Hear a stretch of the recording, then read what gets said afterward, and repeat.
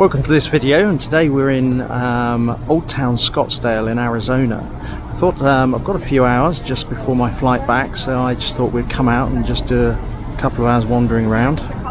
So this is a bit of a different format for me. I thought I'd try something different. I've got an hour, so it's a bit of a focused of shooting.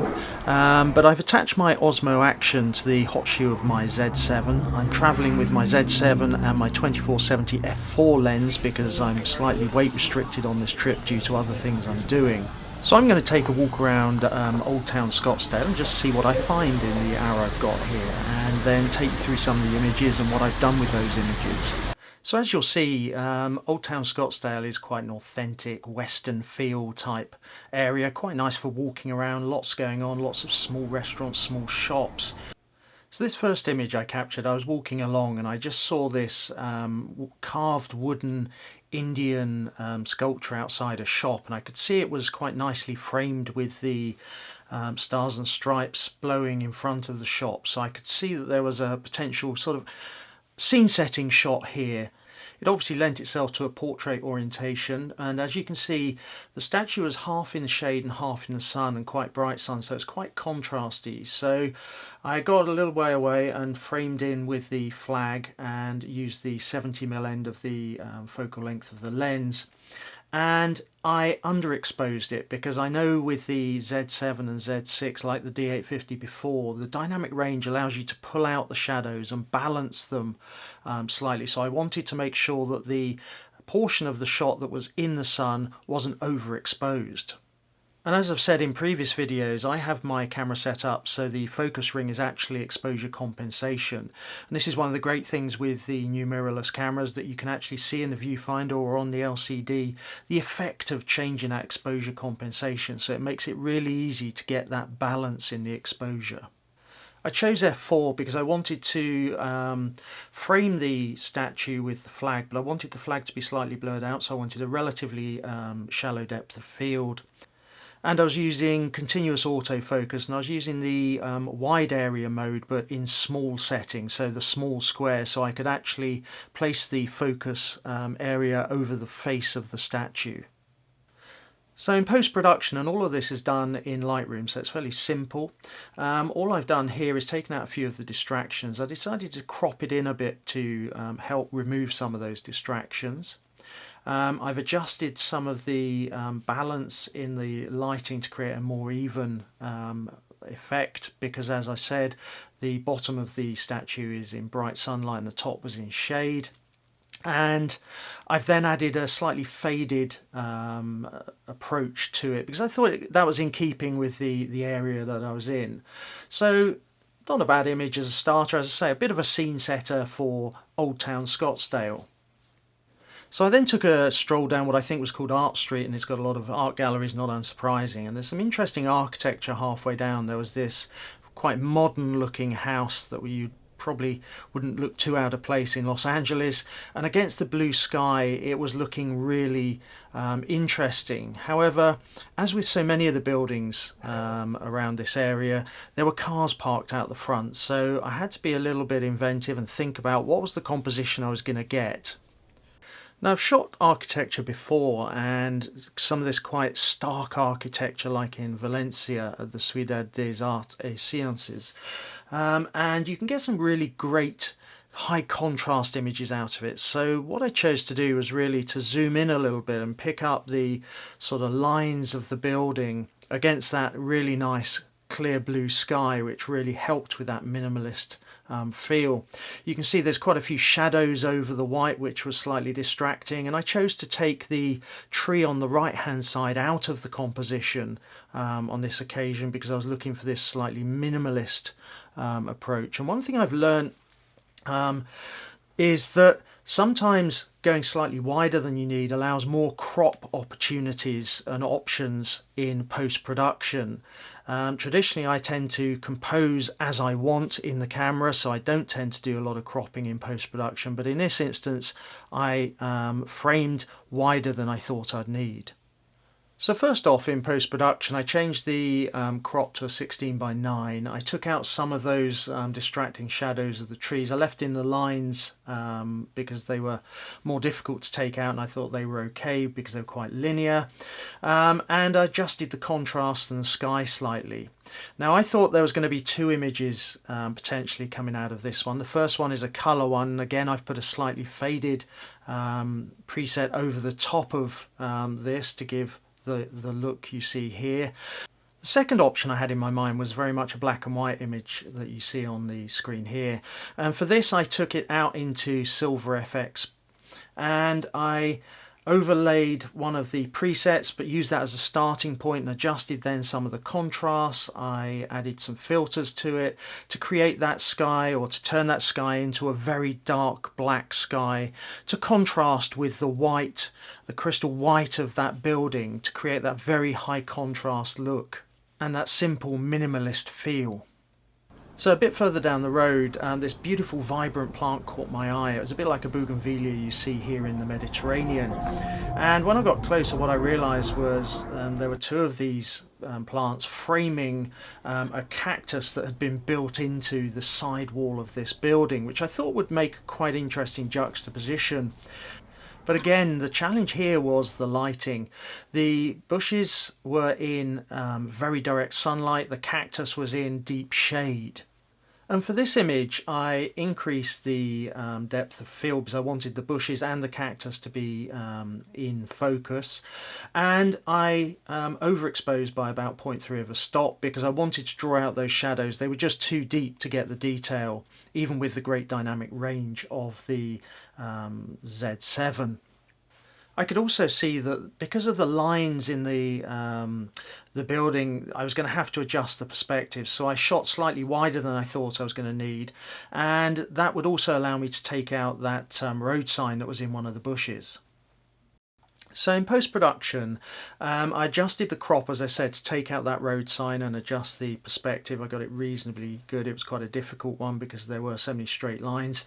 And I did some localized adjustments on the exposures, really to draw that cactus out and to create a slight lighter area, a highly exposed area in the middle to draw your eye in. I've added a similar sort of slightly faded effect to it as the other images because I wanted to create quite a consistent feel to the images I took so that I could create perhaps a bit of a story to it. Again, this is a bit of a scene setter image of Old Town Scottsdale, the cactus, the flowers, the blue sky and the white architecture. But it's an image of something that perhaps as a local you walk past each day and take no notice of, but to someone who doesn't live there, it is quite iconic, it is quite unique to the area, and therefore does tell a bit of the story. So this area was great for subjects because there was lots of art, lots of sculptures on the street, and just a bit further down was this rather large metal statue of a rabbit sitting upright. It was next to a tree, and again I had that decision: do I include the tree in the composition to give some juxtaposition, or do I just focus in on the sculpture itself? In the end I chose to focus in just on the statue because I thought it would fit with the minimalist building that I showed you in a previous image, and I could create a bit of a series of images from this area. So I went with a very simplistic shot in portrait orientation with no distractions, and just having the shadows on that statue being sort of some of the depth I was trying to bring out. In post-production, again, it was a very simple, minor adjustments in Lightroom, and then I saw two images again. That one was the colour one with a slightly faded feel overlaid on it, and the second one I took out to Silver FX again and made some adjustments in black and white to create a very high contrast image. Now, one of the great things with Lightroom is because it's non-destructive, you can create a series of different styles on an image. And this image, I just thought I'd have a play around, and what you can see is with images where you've got a very simple background, a blue sky, you can change the colour of that sky, you can change the look and feel to create something very different. You know, this was just something I quickly overlaid a different colour to that wash on the sky.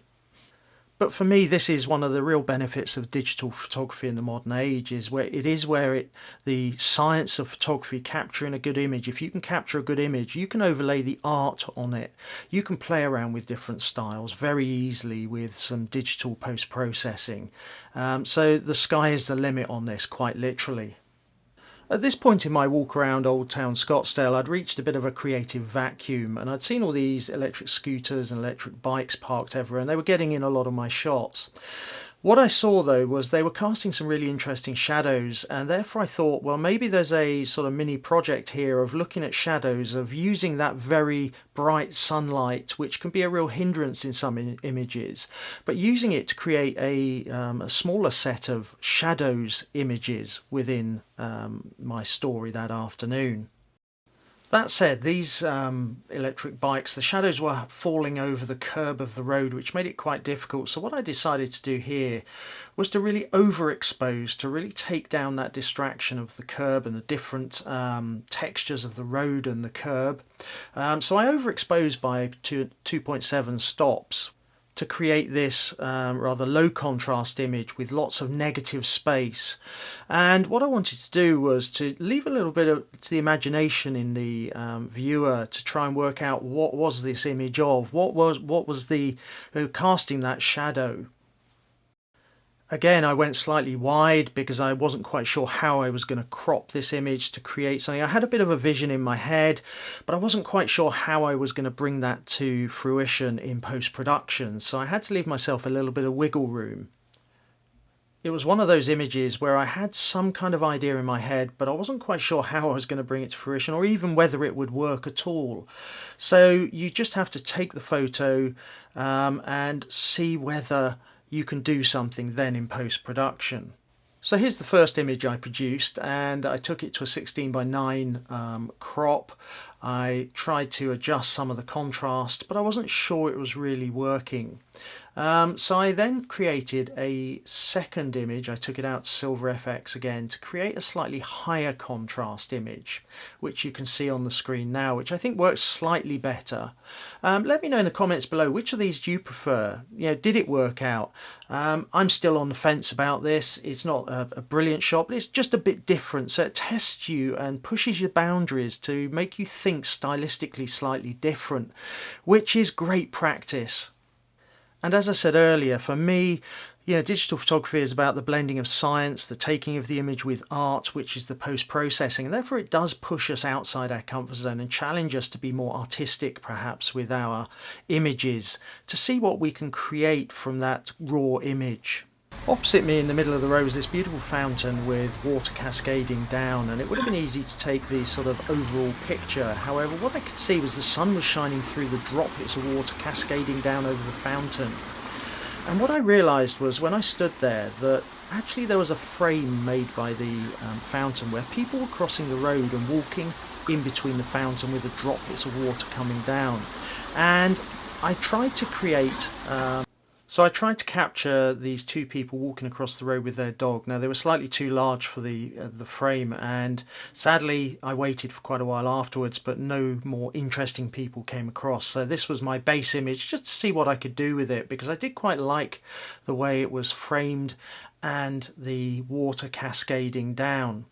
Perhaps if I'd had more time, or if I'd been a local, I'd have been able to go back and get the image I was really looking for there over the fullness of time. But on this occasion I didn't have that luxury. I chose to underexpose the image by 1.3 stops, really because I want to create that high contrast between the framing of the statue and the light in the background. And as I said earlier, this is one of the real benefits of mirrorless cameras, that you can actually see the effect you're getting there and then. What you see is what you get, so it allows you to really do a lot more in camera to then set you up to get the image you want in post-production.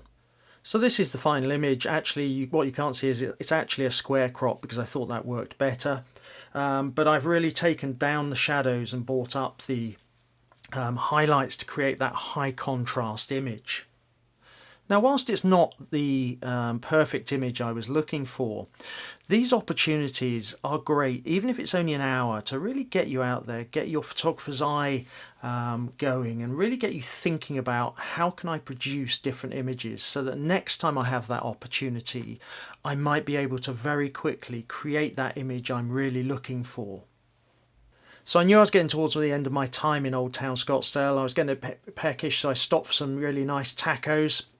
And I ordered my Uber to the airport, but while I was waiting for the Uber, I noticed one final shot, which was the shadow of these very prickly looking plants on an ochre coloured wall, and I thought I can just capture one final image.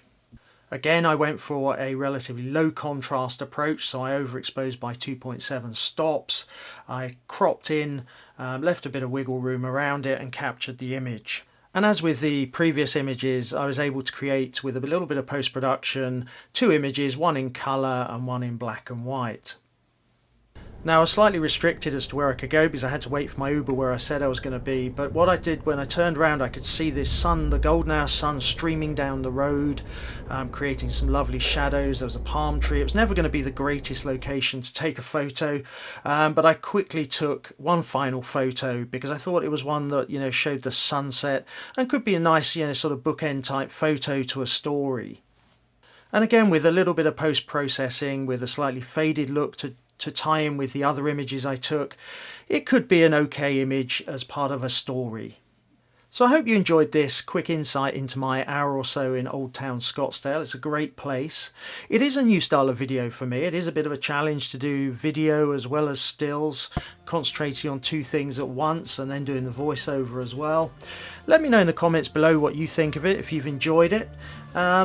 If you've enjoyed it, hit subscribe, hit the notification bell, and you'll be notified of future videos, and I look forward to seeing you in a future video.